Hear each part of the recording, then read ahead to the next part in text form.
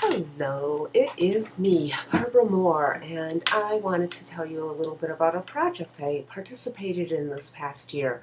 It had to be kept hush-hush for a while, but it has recently been announced and released and toured around, so it is now okay for me to talk about it. The project is called Letters to the Past, an international tarot project. And what it is an extraordinary collection of 22 letters by tarot luminaries from around the world. Now, this was compiled and edited by Lynn Howarth Olds. She is in Australia, and I was one of the 22 people who were invited to participate in this project, and I will tell you the names of the other 21 people who were involved in the project.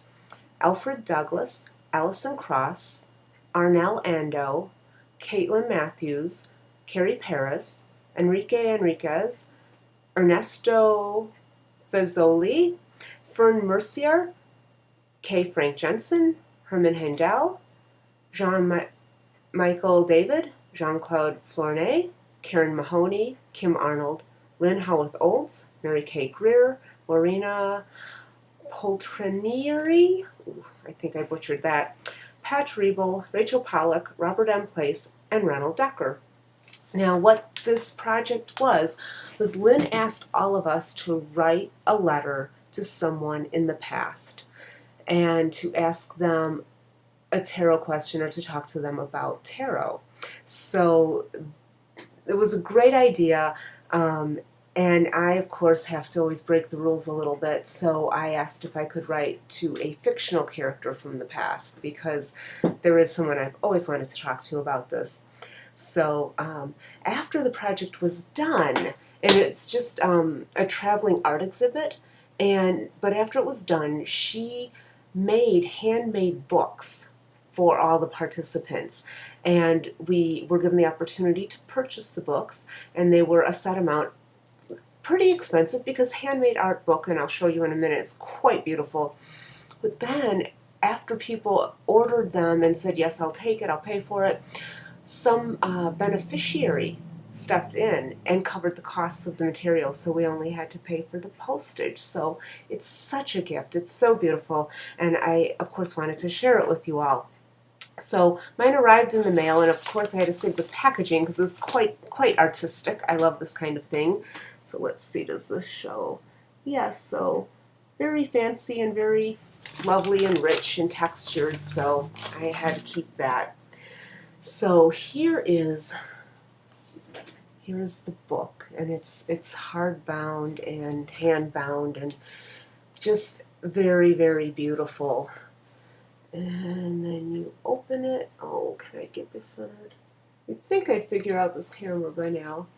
Alright, and then there are envelopes inside, and all the pages are art, and like this, for example, is a raised, thicker piece of cardboard, so there are embellishments, and there are some with an envelope, and then the letters folded up and put inside.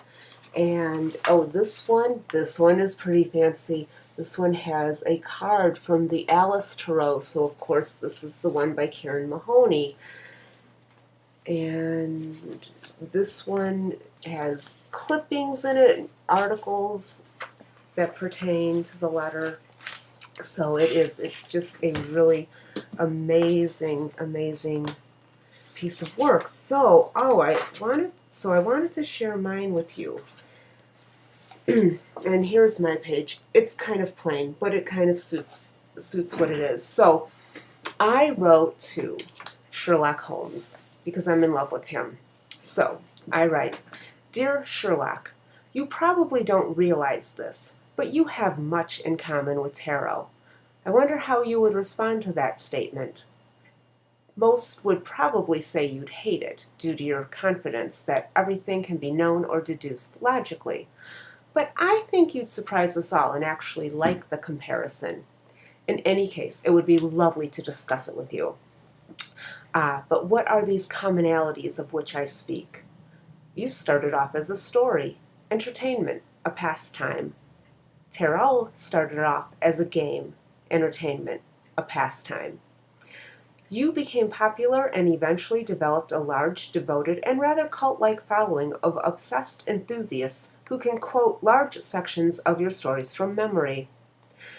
Tarot has developed a large, devoted, and rather cult-like following of obsessed enthusiasts who can say things to each other like, OMG, she's being so emperor, or, oh, I woke up at 3 a.m. with the most awful Nine of Swords moment, or, please, I never date him, he's such a Knight of Wands, and completely understand each other.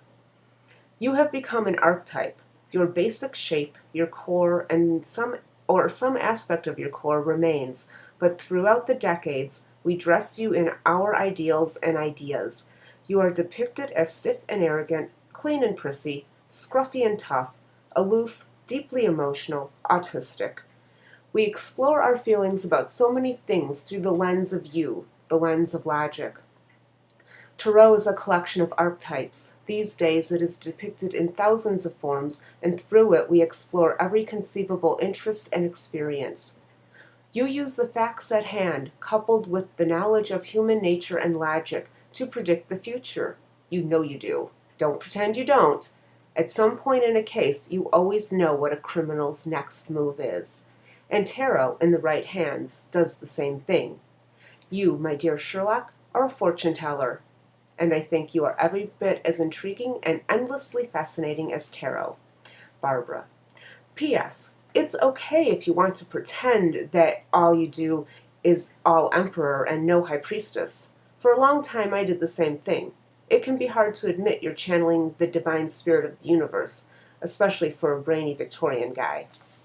So that was my contribution to the letters from the past, and I'll probably bring this with me to some of the conferences that I go to in the future, like Reader Studio or the Terosophy Conference next fall, because there are only, how many of these? There's only 12 of these books in existence. So I want to make sure as many people get to see it and enjoy it as possible. So if you're at a conference and you need an excuse to look me up, now you have one. Thanks a lot.